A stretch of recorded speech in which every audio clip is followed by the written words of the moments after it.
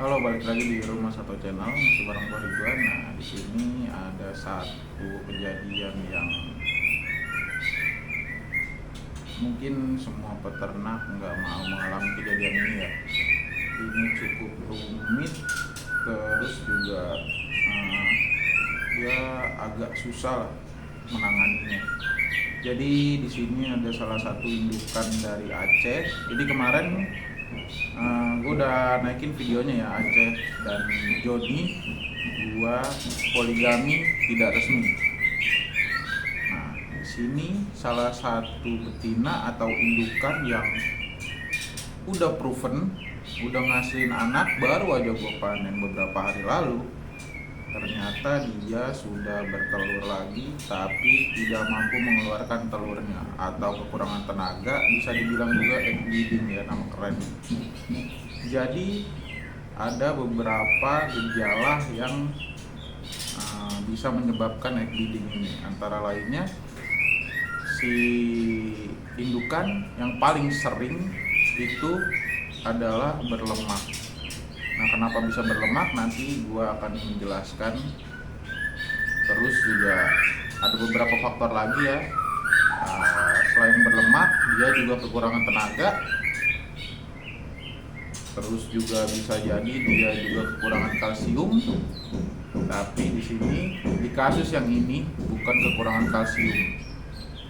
Nah, ini kita bahasnya. Nah, sebenarnya tadi sih gue mau videoin dari tadi, cuman takut ke take down ya, karena sempet ada darah sedikit. Ini pun masih ada bekas darahnya sih, cuman udah nggak kelihatan ya. Nah, ini telurnya udah gua keluarin. Nah, kenapa tadi gua bilang ini bukan gejala kekurangan kalsium? Karena telurnya masih keras dan masih bagus lah warnanya tuh. Telur yang kekurangan kalsium itu dia cenderung warnanya lebih terang, nggak gelap begini. Dia terang terus tipis. Kalau ini sih masih tebal, kalau bagus sih telurnya. Ya cukup lah, nggak bagus, nggak juga jelek. Nah, di sini kendala utamanya yang gue lihat, dia itu ada sedikit lemak, tapi seharusnya lemak segini tuh nggak berpengaruh sebanyak itu sih. Berpengaruh sampai dia nggak bisa ngeluarin telurnya. Ini udah nggak ada telurnya lagi karena udah gue keluarin, karena memang murai itu bertelur kan sehari sekali. Jadi ini kebetulan telur pertama, dan nanti paling telurnya gue masukin inkubator, mudah-mudahan survive ya telurnya, nanti akan gue update. Nah, ini di sini nggak tahu ya kelihatan atau enggak. Nah, ini ada putih-putih nih di sini. Di kamera sih kelihatan putih full ya, karena ini udah pucet. Padahal ini putihnya cuma di ujung sini aja nih, di ujung sini aja. Nah, rata-rata indukan gue semua berlemak di bagian sini dan aman-aman aja. Nah, ini kemungkinan dia kekurangan tenaga, karena memang dari beberapa hari lalu gue liatin dia tuh agak lesu. Karena gue nggak sempat nyari cacing, jadilah gue cuekin dengan dengan pemikiran gue yang kemarin juga aman kok. Sebenarnya gue terlalu menyepelekan sih, itu juga yang kadang jadi kendala, karena gue juga masih ada beberapa kegiatan di luar, jadi gue nggak bisa full di murai ini. Jadi ya beginilah jadinya. Dia tewas. Sebenarnya tadi belum tewas, sejam yang lalu dia tuh masih hidup tapi nggak mau makan. Gue coba loloh, dia nggak mau makan. Gue coba minumin air, dia juga dimuntahin. Kayaknya udah. Dan yang bikin gua lebih pesimis lagi, dia tadi mengeluarkan darah, kawan-kawan.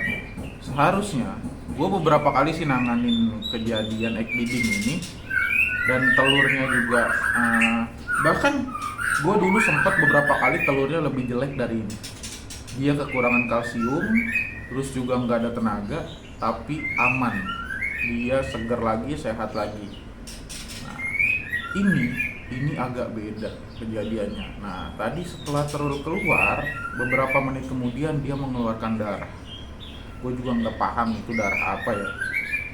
Seharusnya sih enggak, karena gue beberapa kali nanganin kasus kayak gini, itu setelah telur keluar dia bersih, nggak ada darah, nggak ada apa-apa, bahkan nggak keluar kotoran pun nggak keluar.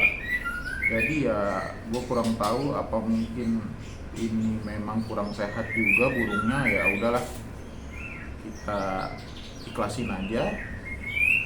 Dan itu juga si Acehnya, nah itu bisa kalian lihat di situ tuh ya, tuh di sini ada Aceh. Itu Aceh udah gue gabungin lagi sama betina hasil tangkaran gue sendiri. Jadi ada beberapa, emang gue nyetok betina di sini ada beberapa ya buat kayak gini. Jadi memang kita beternak murai itu harus siap betina banyak sebenarnya, ya lebih dari 2 lah, karena murai walaupun sudah proven, walaupun sudah pernah atau sudah sering produk sekalipun, itu tetap bisa yang namanya egg bleeding, yang namanya kekurangan kalsium terus egg bleeding, atau kekurangan tenaga terus egg bleeding, atau juga si jantan tiba-tiba ngebantai betina. Itu bisa aja, itu nggak ada yang menutup kemungkinan. Itu semua terjadi secara tiba-tiba. Dan buat kalian yang mungkin kandangnya indoor atau di dalam ruangan,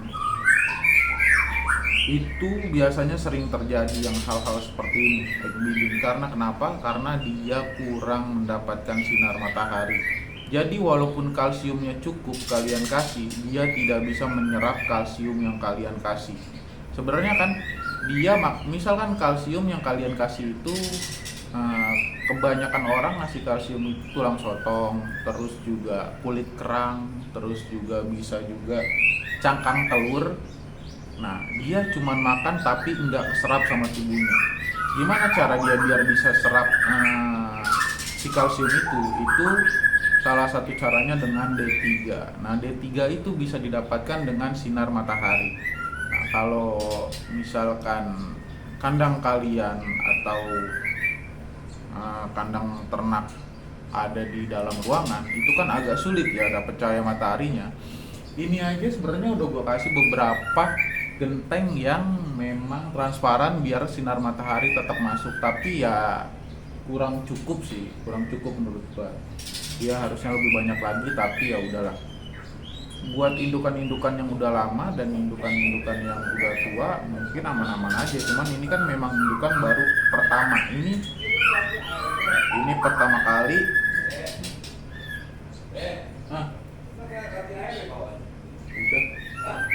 ini pertama kali produk dan ini masih muda. Terus juga ya inilah penyebabnya, mungkin karena masih muda juga, terus juga baru produksi sekali, jadi dia belum bisa menyimpan tenaga buat buang telurnya. Nah, ini kita bahas sekarang untuk penyebabnya dulu. Nanti untuk penanganannya boleh dicoba lihat di konten gue berikutnya atau video gue berikutnya. Mungkin besok atau lusa akan gue bahas untuk menanganinya. Jangan lupa subscribe, share, dan komen juga.